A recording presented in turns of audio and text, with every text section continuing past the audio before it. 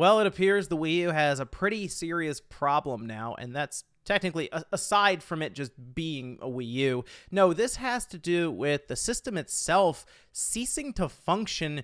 If you haven't played it for a while, at least that's what's going around right now. And while I had talked about this a little bit before, I wanted to really dive into it here and show you guys really where we are with this, what the problem appears to be, and I guess some solutions that people are coming up with, even if they're not necessarily for everyone. And then finally, what you can do right now, maybe to make the future a bit easier if we do find a solution. So if you guys enjoyed this video, make sure you hit that like button, subscribe if you're new. So by this point, you've probably seen some headlines going around recently that talks about the Wii U not functioning after people have taken it out of storage or something, after weeks, years even, of just not being used, and then being met with an error code 160-0103.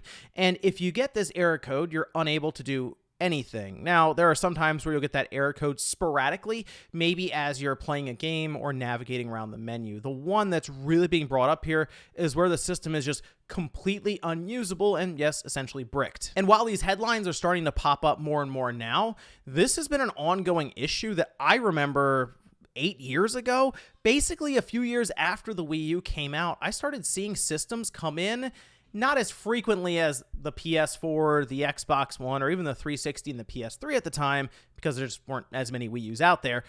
But it was still something that I would see from time to time, and it happened in various stages. At one point, for example, a person brought it in, and it wasn't able to do anything. It just went right to the error code, and that was it. The other time, it seemed to happen with one game in particular, and that was Super Smash Bros. But the conclusion for both of those wasn't necessarily an on-site repair. It was send it back to Nintendo. And, well, where we are now, that's probably not going to be an option for a lot of people. So what exactly is this 160 error code referring to? Well, if you look it up, it says system memory. And the way that the Wii U handles its system memory is kind of interesting. We know that there are two different models that did go to market. That was an 8GB, which was typically the white Wii U that you would see. And then there's the black Wii U that had 32GB of onboard storage. In order to showcase this a bit better, I'm going to go ahead and tear down this 32GB Wii U that I have. And I do have a couple of consoles for the Wii U, but only one gamepad, and that's something else we'll talk about a bit later on. The Wii U itself, getting down to the board, isn't too bad, but there are more screws than the Wii, and there are definitely more sized and types of screws, where Nintendo really still like those tri-wing screws, so you have a couple of those, along with a couple of Phillips head screws, some of them varying lengths, so you're going to want to keep track of these if you have to take a Wii U apart. With the top cover and then the disk drive removed, you have screws going around the perimeter of the system that then have to be removed so that you can get down to the board itself with the heatsink. Removing that and the back cover along with another metal shield on the bottom, you can then take a look at the board overall, and that gets us to the memory. There are 2 points of interest here on the Wii U when it comes to the NAND and the eMMC. On one side, you'll have a chip that is 1GB in size. It's split in half, so 512 megabytes is dedicated to the Wii U's operating system. Then the other 512 megabytes is dedicated for the Wii, because remember, the Wii U is backwards compatible, but the way it would work is it would turn off or disable parts of its main chip and then jump over to this part of the NAND and essentially become a Wii. That's one of the reasons that when you would start up Wii mode, it essentially would shut down and then restart as a Wii. It was not as intuitive and as nice as I would have liked, to where you're just playing in the Wii U operating system and up there's the Wii game, we're going to go jump into it, but it was a way for Nintendo to figure it out. This chip, however, does not seem to be the one that a lot of people are pointing to as a problem. No, it's the eMMC chip on the opposite side. This is seated on the board through a BGA or ball grid array, and this is the chip that you will actually see the data when you're, say, going through your saved games or downloads or any of that. It's either 8GB or 32GB of an embedded multimedia card. And this comes from a range of different brands, Samsung, Toshiba, or in my case, I had a Hynix chip on the board. And looking at these different chips, Samsung seems to be pointed at by many people because it was part of like the early versions of the 32GB Wii U system. And those seem to have some failure points even outside of the Wii U when it came down to the controller. For example, with cell phones from Samsung themselves, I think Galaxy S2 would report that the chip itself had bad sectors or was quote unquote dirty. And at that point, it would just see the entire thing as corrupt, even though the chip was perfectly fine. It was actually a small controller that was malfunctioning. It is hard to say exactly why the eMMC would be failing to this degree to where it has been something that's noticed basically since the system came out. It takes a little bit of time to get to a point where maybe it reaches the end of its read-write cycle that is more or less guaranteed for it to function through. eMMC at the time did have some issues when it came to quality control and overall durability, but still, you figured that the Wii U itself, it's not a terribly old system, even coming in, just almost 11 years old now.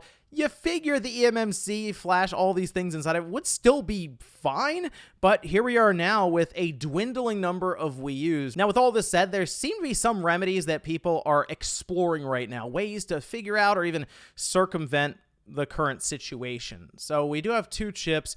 The 1GB chip is least likely to be the problem. Most people pointing to that eMMC chip means that you can technically replace it.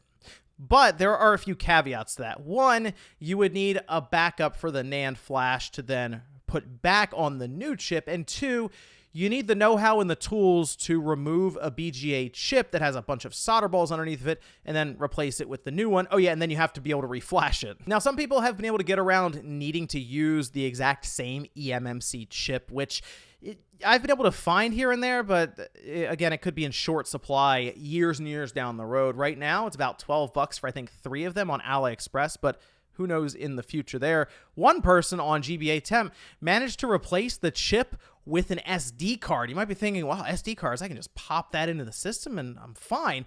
Here's a picture of the install. Yeah, most people probably are not doing that. And in fact, going through their post, a lot of magnet wire was used, and they even had to cut traces to disable that eMMC chip, something that most people own a Wii U are probably not going to try. However, I will admit, this does open up the idea of essentially jumping over that eMMC to an SD card. And with what I've seen so far in the homebrew community for other systems, especially when it comes to installing parts that aren't supposed to be there necessarily, HDMI, you see mod chips all over the place, these different things, you very well could see a printed circuit board or cable that maybe can sit in there, kind of fix up a lot of these points that look really messy and you got wires all over the place. And yeah, you may have to cut a trace, but then you could potentially replace the eMMC chip inside the Wii U. The question becomes, is there anyone out there who really wants to spend the time to figure all of that out with, again, not a large pool of customers necessarily? Although I guess you could have hobbyists come in and kind of do it just for the overall preservation of the Wii U. And I know people will question the need for that with the Wii U, with how many games are going to the Switch, right? Nintendo's porting a lot of them, third parties are as well.